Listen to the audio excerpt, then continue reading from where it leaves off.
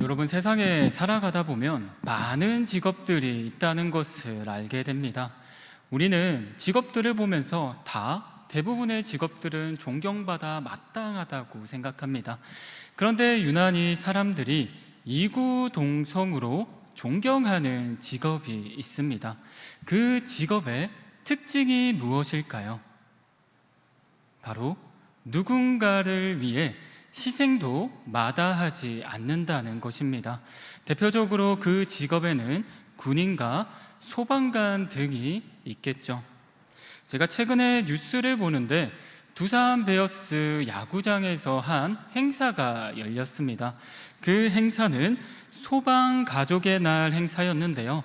이때는 시구자도 소방관이고요. 그리고 야구장 밖에서는 안전대피 훈련 부스도 있었습니다. 그리고 많은 소방관 가족들과 또 소방관 유가족들 총 합해서 1119명이 관중석에 앉아 있었습니다. 그런데 그 행사를 관람하던 한 사람이 제 눈에 들어왔는데요. 어떤 사람이었냐면 바로 그 4명의 가족 사진을 들고 있는 사람이었습니다. 남편과 아내 2명의 쌍둥이가 있었죠. 그런데 관중석을 보는데 남편은 온데간데 없고 아내와 쌍둥이 2명만 있는 것입니다. 다들 예상했다시피 그 남편은 소방관이었고요. 2018년 한강 순환구조 현장에서 37살의 나이로 유명을 달리했습니다. 그들의 가족 사진은 AI로 복원한 사진으로 행사 주최자가 그 아내에게 선물로 준 사진이었습니다. 그런데 정말 인상 깊었던 것은 그 주최자가 아내에게 그 AI로 복원한 사진을 전달하는데 거기에 모여있는 많은 사람들이 존경과 감사의 박수를 치는 것이었습니다. 그런데 여러분, 여기서 한번 생각해 보기를 바랍니다. 도대체 소방관들은 왜 위험할 수도 있는 그 차가운 물속으로 뛰어들고 화염으로 인해 건물이 무너질 수 있음에도 그 건물에 들어가는 것일까요? 네, 이유는 여러 가지가 있을 수 있습니다. 그런데 가장 큰 이유는 그들이 가진 사명감 때문입니다. 즉, 직업적인 소명 때문이죠. 이러한 사명감은 119 소방 강령에도 잘 드러납니다. 그중 일부인 제2조 소방정신을 보면 이렇게 기록되어 있습니다. 소방공무원으로 사명감과 긍지를 가지며 부끄러운 행동을 결코 하지 않는다. 재난에 맞서 싸우는 용기와 슬기를 갖도록 훈련과 교육을 열심히 한다. 여러분, 물론 소방관들의 여건은 개선되어야 합니다. 하지만 제가 말하려는 요지는 이 사명감이 소방관들로 하여금 위험을 무릅쓰게 한다는 사실입니다. 오늘 말씀에서도 보게 되면 자신의 사명으로 위험에 처하는 사람들이 등장합니다. 바로 베드로와 요한과 초대교회 공동체입니다. 우리 본격적으로 말씀을 살펴보기 전에 앞에서 어떤 스토리가 있었는지 제가 짧게 설명드리도록 하겠습니다. 이 본문 앞절을 보게 되면 베드로와 요한은 기도하러 성전에 올라갑니다. 그런데 성전 미문에 나면서부터 일어나지 못하는 안진뱅이가 한 명 앉아 있는 거예요. 긍휼한 마음으로 베드로와 요한은 예수 그리스도의 이름으로 그 안진뱅이를 일으켜 세웁니다. 그리고 담대하게 선포합니다. 이 기적은 내가 행한 것이 아니라 예수 그리스도의 이름으로 행한 것이다. 즉, 예수님이 행하신 것이라고요. 그런데 이 선포를 불쾌해하는 사람들이 있었습니다. 그 사람들이 누구였을까요? 바로 유대 종교 지도자들이었습니다. 그 유대 종교 지도자들은 왜 불편해했나요? 왜냐하면 그 예수님을 자신들이 십자가에 못 박으라고 종용했기 때문입니다. 그래서 유대 종교 지도자들은 화가 나서 성전에서 설교하고 있는 베드로와 요한을 잡아와서 가둔 다음에 이튿날 신문을 하고요, 판결을 하기 위해 회의를 합니다. 그 회의의 결과가 어땠을까요? 그 회의의 결과는 안전배기가 일어난 사건은 분명하다 보니 엄벌에 처하게 하지는 못하고 그들을 위협만 하고 놓아주게 됩니다. 왜냐하면 그 종교 지도자들은 두려웠습니다. 내가 사도들을 엄벌에 처하게 하면 또 거기에 동료된 사람들이 자신을 미워하며 반란을 깨하지 않을까라는 두려움이었죠. 그렇게 사도들은 풀려난 후에 오늘 말씀과 같이 그 행동이 펼쳐집니다. 23절 말씀을 보면 공회에서 풀려난 두 사도들의 첫 행동이 나옵니다. 만약 여러분이 베드로와 요한이었다면 그 이튿날 갇혀 있다가 고된 신문을 받고 풀려났으면 어떤 행동을 할 것 같나요? 피곤하다 보니 조금 쉬려고 하는 사람들이 많을 것입니다. 너무나도 자연스러운 행동이죠. 그런데 23절을 보게 되면 사도들은 쉬지 않고 동료들을 찾아갔다라고 합니다. 이 동료들의 원어의 뜻을 더해서 해석하면 이 동료들은 친근하고 서로 신뢰하는 사람들입니다. 즉 사도들과 같이 신앙생활을 하는 신앙 공동체를 찾아간 것입니다. 그리고 나서 이 사도들은 그 신앙 공동체에게 자신들이 어떤 일들을 겪었는지 소상히 알려줍니다. 그거에 대한 반응이 24절 상반절에 나타나는데요, 우리 다 함께 읽도록 하겠습니다. 그들이 듣고 한 마음으로 하나님께 소리를 높여 이르되 아멘. 네, 사도들의 상황을 들은 초대교회 공동체는 어떤 행동을 하나요? 하나님께 한 마음으로 그리고 한 목소리로 하나님을 드높입니다. 즉 기도했다는 것입니다. 많은 사람들이 이러한 상황을 타개하기 위해서 대책회의를 했을 것 같은데 이 초대교회 공동체들은 기도를 했다라는 것입니다. 여러분, 오해하지 말아야 될 것이 단순히 사내들인 공회원들이 사도들을 위협만 하고 놓아줬다고 하더라도 이 상황이 녹록지 않은 상황은 아닙니다. 굉장히 위험한 상황입니다. 왜냐하면 사내들인 공회는 어떤 단체였냐? 바로 그 이스라엘을 지배하는 로마 사람들이 어느 정도의 사법과 입법과 행정의 권한을 위임해서 다스리게 한 단체였습니다. 그러니 그 권력을 가진 단체가 사도들을 위협해서 놓아주었으니 그 사도들의 공동체는 와해가 될 수 있는 위험에도 처해 있었다는 거죠. 그러나 그 상황에서 초대교회 공동체는 단순히 머리를 모아서 대책회의를 하기보다 하나님께 기도합니다. 어떻게 초대교회 공동체는 하나님께 먼저 기도할 수 있었을까요? 그 이유를 우리 하반절의 말씀을 보면 알게 되는데요, 우리 24절 하반절 말씀 함께 읽겠습니다. 대주제여 천지와 바다와 그 가운데 만물을 지은 이시요 아멘. 여러분, 초대교회 공동체가 하나님을 어떻게 호칭을 정해서 부르고 있죠? 바로 대주제여라고 부르고 있습니다. 이 대주제여라는 뜻은 데스포타로 천지 만물을 지으신 이가 하나님이신가 동시에 이 세계를 한치의 오차도 없이 운영해 나가시는 분이 누구시다? 바로 하나님이라는 것입니다.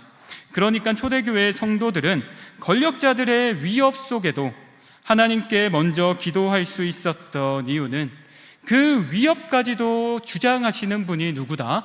바로 하나님이시기에 먼저 하나님께 나아가 기도할 수 있었던 거죠.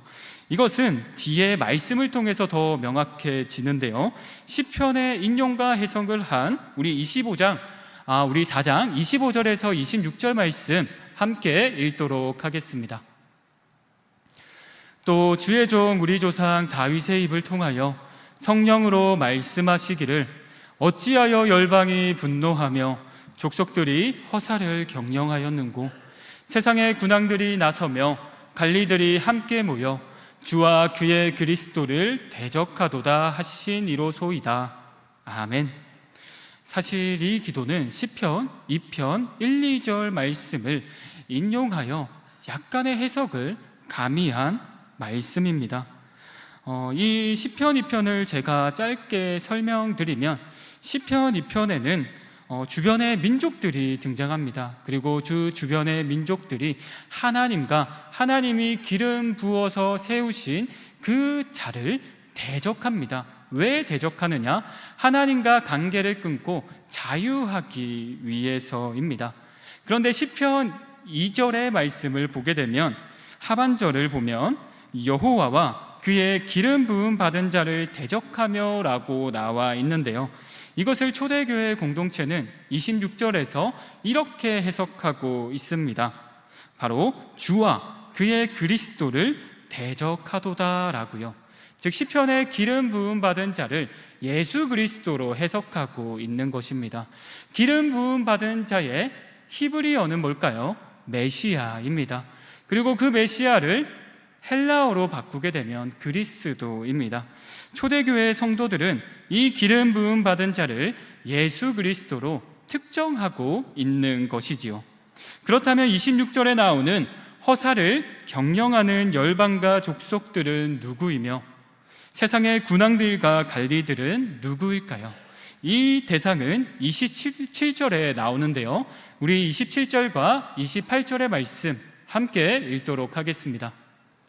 과연 헤롯과 본디오 빌라도는 이방인과 이스라엘 백성과 합세하여 하나님께서 기름 부으신 거룩한 종 예수를 거슬러 하나님의 권능과 뜻대로 이루려고 예정하신 그것을 행하려고 이 성에 모였나이다. 아멘. 27절을 보면 기름 부음 받은 자를 대적하는 자가 등장하는데요, 그 자가 누구죠? 바로 예수님을 십자가에 못 박은 헤롯과 본디오 빌라도, 이방인인 로마의 군인과 이스라엘 백성인 유대 종교 지도자들입니다. 그러니까 그 예수 그리스도를 못 박은 사람들이 바로 이 4명의 사람들이라는 거죠. 즉 하나님과 하나님이 기름 부으신 자들을 대적했다라는 것입니다. 그런데 우리가 주목할 것은 28절의 말씀입니다. 초대교회 공동체는 예수 그리스도의 십자가 사건을 이렇게 이해하고 있기 때문이죠. 이 의미를 좀 더 명확하게 알기 위해서는 우리 28절의 말씀 예정하신이라는 단어에 주목할 필요가 있습니다. 28절 말씀을 제가 다시 읽도록 하겠습니다. 하나님의 권능과 뜻대로 이루려고 예정하신 그것을 행하려고 이 성에 모였나이다 라고요. 즉 예수 그리스도의 십자가 사건도 누구의 예정하심 아래에 있었다라는 거죠. 바로 하나님의 예정하심 아래에 있었다라는 것입니다. 이것을 우리가 좀 더 잘 이해하기 위해서는 시편 1, 2절 말씀 뒤의 말씀도 이해할 필요가 있습니다. 우리 시편 2편 3절에서 5절까지의 말씀, 또 9절의 말씀을 함께 읽도록 하겠습니다. 우리가 그들의 맨 것을 끊고 그의 결박을 벗어버리자 하는도다. 하늘에 계신 이가 웃으심이여 주께서 그들을 비웃으시리로다. 그때에 분을 바라며 진노하사 그들을 놀라게 하여 이르시기를 네가 철장으로 그들을 깨트리며 질그릇같이 부수리라 하시도다. 아멘. 3절을 보면 대적자들이 등장하여서 하나님의 뜻에 벗어나기 위해서 모의를 하고 있습니다. 그런데 그 모습을 보면서 하나님은 어떻게 행동하고 있나요? 비웃으신다라고 하고 있습니다. 하나님께서 왜 비웃으시나요? 왜냐하면 하나님의 뜻을 이루시는 분, 그 모든 상황을 주관하시는 분이 누구이기 때문이죠? 하나님이시기 때문입니다. 그리고 더 나아가 우리 5절과 9절을 보면 하나님은 그들을 비웃으시는 것을 넘어 분노하시며 그들을 주님의 때에 질그릇과 같이 부수신다고 말씀하고 있습니다. 이 말인즉슨 헤롯과 빌라도와 유대 종교 지도자들이 예수님을 십자가에 못 박았지만 결국 하나님이 예수님을 부활시키셨듯이 마지막 때에는 예수 그리스도가 대적자들을 심판하셔서 질그릇과 같이 부수신다는 말씀입니다. 이처럼 초대교회의 성도들은 시편 2편의 말씀을 기억하며 악을 선으로 사용하시고 종국에는 악을 멸하시는 하나님의 뜻을 믿고 있었다는 거죠. 그랬기에 그들은 위험한 상황에서 하나님께 기도할 수 있었습니다. 이제 사도들은 하나님에 대해 이와 같은 이해를 바탕으로 간구를 하는데요. 과연 초대교회 공동체는 하나님께 무엇을 간구했을까요? 그리고 그들의 간구의 중심에는 무엇이 자리하고 있었을까요? 우리 다 함께 29절과 30절의 말씀 함께 읽도록 하겠습니다. 주여, 이제도 그들의 위협함을 굽어보시옵고 또 종들로 하여금 담대히 하나님의 말씀을 전하게 하여 주시오며 손을 내밀어 병을 낫게 하시옵고 표적과 기사가 거룩한 종 예수의 이름으로 이루어지게 하옵소서 하더라. 아멘.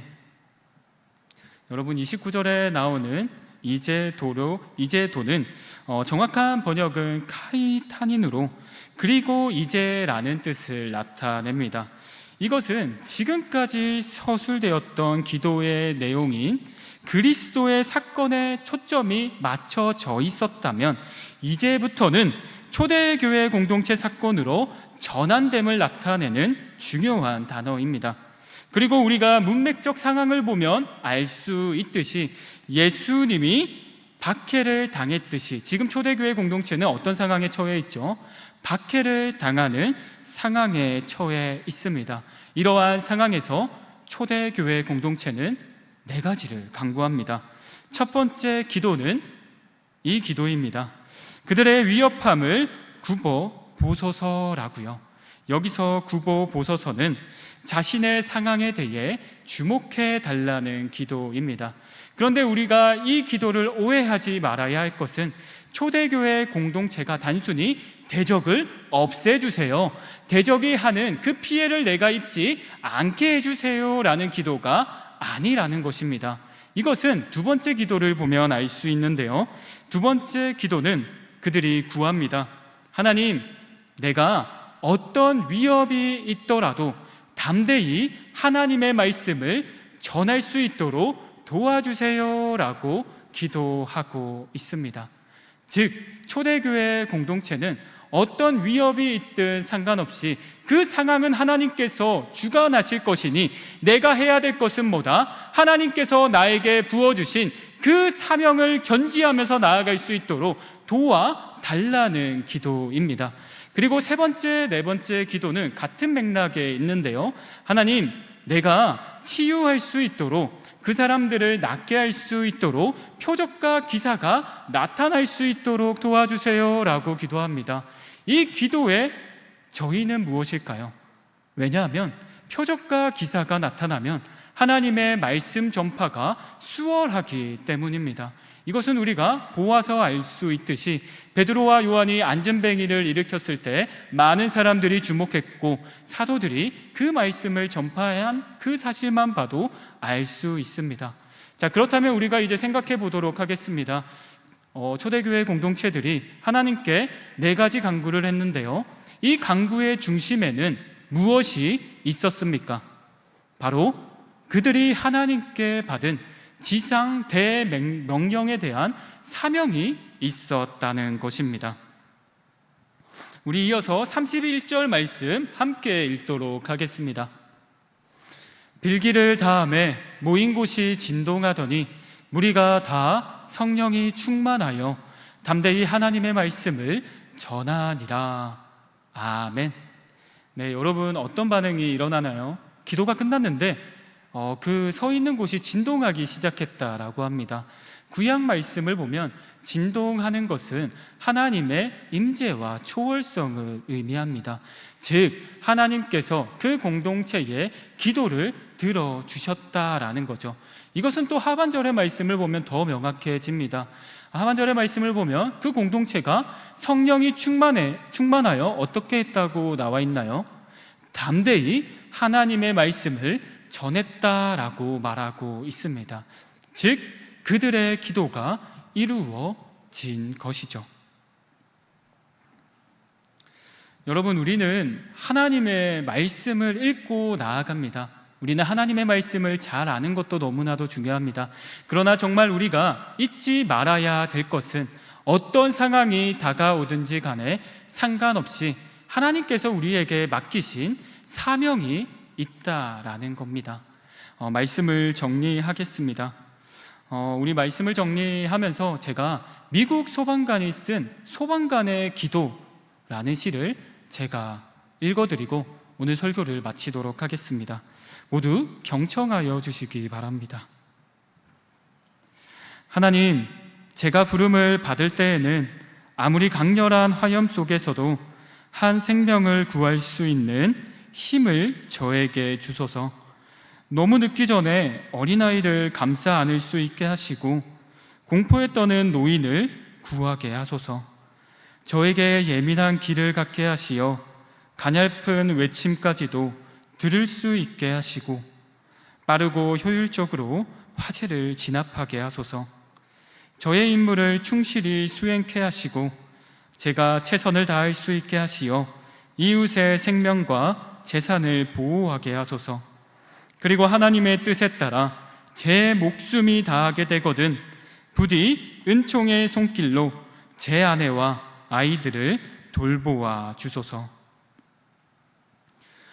여러분, 이 기도가 우리나라에 유명해지게 된 계기는 김초롱 소방관이 2001년에 순직하면서 그 소방관의 책상을 보았는데 그 소방관의 책상에 이 소방관의 기도가 있었다라는 것입니다. 그렇습니다. 김초롱 소방관은 자신의 사명감이 사그라질 때쯤에 이 소방관의 기도를 되뇌이면서 사명감을 가지고 그 상황에 임했다라는 것입니다. 여러분, 우리는 어떤 상황에 처하든지 간에 하나님께 복음을 전파하라는 그 사명을 받았습니다. 이 사명을 우리는 어떻게 견지할 수 있을까요? 우리가 오늘 살펴봤듯이 초대교회 공동체의 기도를 본받을 필요가 있다라는 것입니다. 초대교회 공동체는 그 모든 상황을 주관하시는 분이 바로 하나님이심을 알고 계셨습니다. 그리고 그 하나님은 악도 선으로 사용하시고요, 그리고 결국에는 그 악을 멸하시는 분으로 알고 있었습니다. 그리고 그것을 바탕으로 주님, 내가 때로는 위협적인 상황에 처하더라도 끝까지 담대히 주님의 제자로 말씀을 전할 수 있도록 도와달라고 기도했습니다. 여러분, 우리 신일교회 공동체는 순모임을 가지든 친목도모를 하든 그 중심에는 하나님이 있어야 되고요, 또 하나님께 받은 사명이 있어야 됩니다. 우리 공동체에 어려움이 찾아왔을 때, 복음을 전파함에 있어서 어려움이 찾아왔을 때, 특히 이제 단기 선교로 우리 떠나게 되는데 우리 시선팀에게 어려움이 찾아왔을 때, 복음을 전하지 못하는 상황을 처하게 됐을 때 우리 시선팀이 구해야 할 것은 무엇일까요? 바로 오늘 초대교회 공동체가 했던 기도라는 것입니다. 여러분, 하나님은 여러분에게 단순히 사명만 감당하라고 말씀하시지 않았습니다. 끝까지 사명을 감당할 수 있도록 바른 기도를 우리에게 제시해 주고 계십니다. 여러분, 우리 공동체가 함께 복음을 전하는 것을 넘어서 우리 각자가 복음을 전파함에 있어서 어려움이 찾아올 때 오늘 이 말씀을 기억하면서 끝까지 주님의 제자로 한층 더 성장한 그리스도인으로서 날마다 나아가는 우리 신일교회 공동체, 여기에 모인 모든 성도님들 되기를 주님의 이름으로 축복하며 제가 기도하고 오늘 말씀 마치도록 하겠습니다. 함께 기도하도록 하겠습니다. 사랑이 많으신 아버지 하나님, 지금 이 시간 우리를 예배의 자리로 불러주시니 참으로 감사드립니다. 하나님, 우리가 삶을 살아가면서 하나님의 사명을 잊을 때가 참으로 많습니다. 내 유익만을 추구하면서 나아갈 때가 참으로 많습니다. 그런데 하나님, 오늘 말씀을 통하여서 다시금 하나님의 그 사명을 기억하며 나아가는 우리 신일교회 공동체가 되기를 간절히 소망합니다. 우리가 단순히 이성적으로 나아가는 것이 아니라 정말 하나님이 가르쳐 주신 이 기도대로 기도하면서 하나님을 인식하면서 나아갈 수 있도록 주님, 우리 신일교회 공동체를 사랑하여 주시고 이끌어 주시옵소서. 우리 각자가 또한 한 주간 살아가면서 주님의 제자로 한층 더 성장하여 주님의 복음을 전파하는 것을 즐거워하며 서 있기를 간절히 소망하며 이 모든 말씀 살아계신 우리 주 예수님의 이름으로 기도드립니다. 아멘.